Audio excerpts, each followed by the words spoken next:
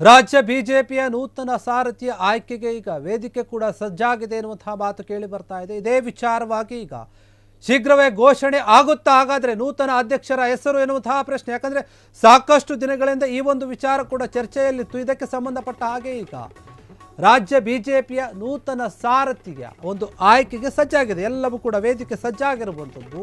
ಹಾಗಾದ್ರೆ ನಿಜಕ್ಕೂ ಕೂಡ ನೂತನ ಅಧ್ಯಕ್ಷರ ಒಂದು ಘೋಷಣೆ ಆಗುತ್ತಾ? ದೆಹಲಿಯತ್ತ ಚಿತ್ತ ನೆಟ್ರ ರಾಜ್ಯ ಕೇಸರಿಯ ನಾಯಕರೆಲ್ಲರೂ ಕೂಡ ಎನ್ನುವಂತಹ ಪ್ರಶ್ನೆ.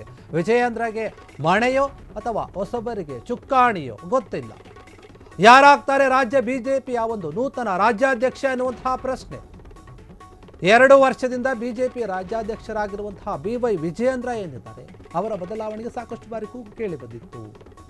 ವಿಜಯೇಂದ್ರ ಬದಲಾವಣೆಗೆ ಪಟ್ಟು ಹಿಡಿದಿದ್ದರು.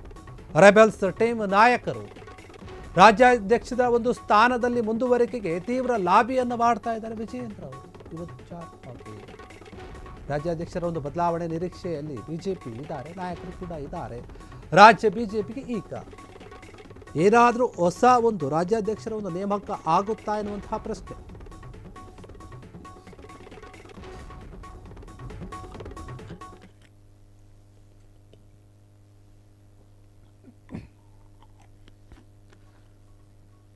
ಕರ್ನಾಟಕ ರಾಜ್ಯ ಬಿಜೆಪಿಗೆ ರಾಜ್ಯಾಧ್ಯಕ್ಷರ ಒಂದು ಹೊಸ ಆಯ್ಕೆ ಏನಾದರೂ ಆಗುತ್ತಾ? ವಿಜಯೇಂದ್ರ ಅವರನ್ನು ಕೆಳಗಿಳಿಸಲಾಗುತ್ತಾ ಅಥವಾ ಅವರನ್ನೇ ಮುಂದುವರಿಸಲಾಗುತ್ತಾ? ವಿಜಯೇಂದ್ರ ಅವರನ್ನು ಆಯ್ಕೆ ಮಾಡಿದಾಗ್ಲಿಂದ ಕೂಡ ಏನಾಗ್ತಾ ಇತ್ತಂದರೆ, ಕೆಲವು ನಾಯಕರು ಅಸಮಾಧಾನಗೊಂಡಿದ್ರು. ಅವರನ್ನು ಯಾಕೆ ಮಾಡಿದ್ರಿ ಅಂತ ಕೆಲವರು ಪ್ರಶ್ನೆ ಮಾಡಿದ್ರು. ಅದರಲ್ಲಿ ಮೊದಲಿಗರು ಯತ್ನಾಳ್ ಅವರು ಕೂಡ ದೊಡ್ಡ ಮಟ್ಟದಲ್ಲಿ ಪ್ರಶ್ನೆ ಮಾಡ್ತಾ ಇದ್ರು, ಅವರಿಗೆ ಯಾಕೆ ಅಂತ ಹೇಳಿ. ಯಾಕೆಂದರೆ ಸಾಕಷ್ಟು ಅನುಭವಿಗಳಿದ್ದಾರೆ, ಹಿರಿಯರಿದ್ದಾರೆ ಬಿಜೆಪಿಯಲ್ಲಿ. ಅವರನ್ನು ಮಾಡೋದು ಬಿಟ್ಟು ಎಲ್ಲೋ ಒಂದು ಕಡೆ ಕುಟುಂಬ ರಾಜಕಾರಣಕ್ಕೆ ಇವರು ಒತ್ತು ಕೊಟ್ಟು ವಿಜಯೇಂದ್ರ ಅವರನ್ನು ಮಾಡಿದ್ದಾರೆ ಎನ್ನುವಂಥ ಒಂದು ಟೀಕೆಗಳು ಕೂಡ ದೊಡ್ಡ ಮಟ್ಟದಲ್ಲಿ ಕೇಳಿ ಬಂದಿದ್ವು. ಬೇರೆ ಬೇರೆ ನಾಯಕರು ಕೂಡ ಗುರುತಿಸಿಕೊಂಡಿದ್ರು.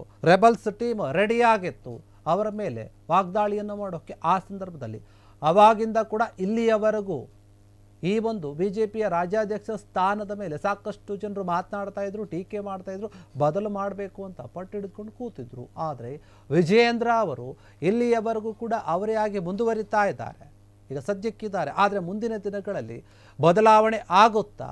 ಅದಕ್ಕೆ ನಿಜವಾಗ್ಲೂ ಕೂಡ ವೇದಿಕೆ ಸಜ್ಜಾಗಿದೆಯಾ? ಶೀಘ್ರದಲ್ಲಿ ಘೋಷಣೆ ಆಗ್ತಾರಾ? ನೂತನ ಅಧ್ಯಕ್ಷರ ಯಾರಾದರೂ ನೇಮಕ ಆಗ್ತಾರಾ ಅಥವಾ ಹೆಸರು ಏನಾದರೂ ಕೇಳಿ ಬರುತ್ತಾ ಗೊತ್ತಿಲ್ಲ.